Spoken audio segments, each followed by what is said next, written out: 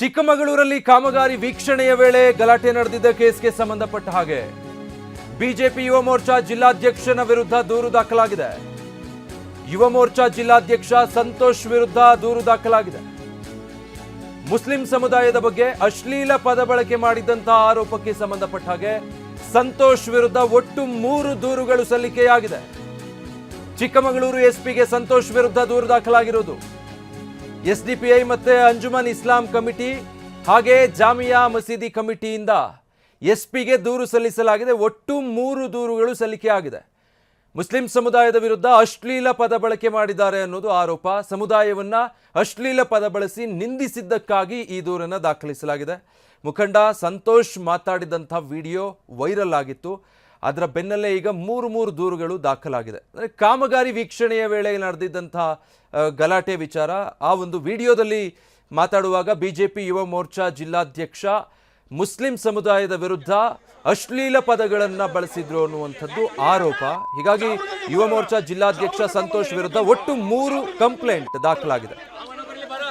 ಅವನ ಮನೆಗೆ ಹೋಗ್ಬೇಕ ನಡಿಯ ಬಂದಿದ್ದು ನಿಮ್ಮ ಮನೆ ಬರ್ಬೇಕೇನಾ? ನಿಮ್ಮ ಮನೆ ಬರ್ಬೇಕೇನಾ? ಯಾರು ನಿಮ್ಮ ಮನೆ ಬರ್ಬೇಕೇನಾ? ನಡಿಯ ನಿಮ್ಮ ಮನೆಗೆ, ನಡಿಯ ನಿಮ್ಮ ಮನೆಗೆ.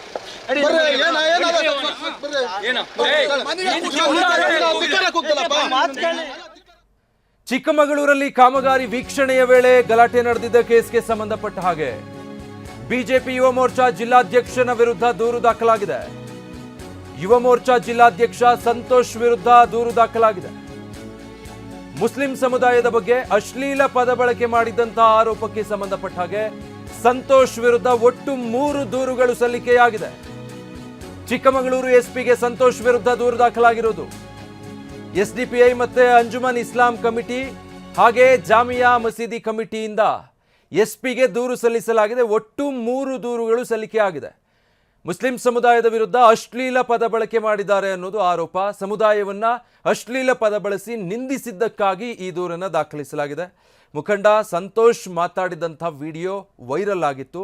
ಅದರ ಬೆನ್ನಲ್ಲೇ ಈಗ 3 ದೂರುಗಳು ದಾಖಲಾಗಿದೆ. ಅಂದರೆ ಕಾಮಗಾರಿ ವೀಕ್ಷಣೆಯ ವೇಳೆ ನಡೆದಿದ್ದಂಥ ಗಲಾಟೆ ವಿಚಾರ, ಆ ಒಂದು ವಿಡಿಯೋದಲ್ಲಿ ಮಾತಾಡುವಾಗ ಬಿಜೆಪಿ ಯುವ ಮೋರ್ಚಾ ಜಿಲ್ಲಾಧ್ಯಕ್ಷ ಮುಸ್ಲಿಂ ಸಮುದಾಯದ ವಿರುದ್ಧ ಅಶ್ಲೀಲ ಪದಗಳನ್ನು ಬಳಸಿದ್ರು ಅನ್ನುವಂಥದ್ದು ಆರೋಪ. ಹೀಗಾಗಿ ಯುವ ಮೋರ್ಚಾ ಜಿಲ್ಲಾಧ್ಯಕ್ಷ ಸಂತೋಷ್ ವಿರುದ್ಧ ಒಟ್ಟು 3 ಕಂಪ್ಲೇಂಟ್ ದಾಖಲಾಗಿದೆ. ಅವನ ಮನೆಗೆ ಹೋಗ್ಬೇಕ ನಡಿಯ ಬಂದಿದ್ದು ನಿಮ್ಮ ಮನೆ ಬರ್ಬೇಕೇನಾ?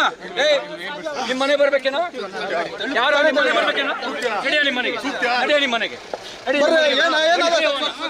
ಏನ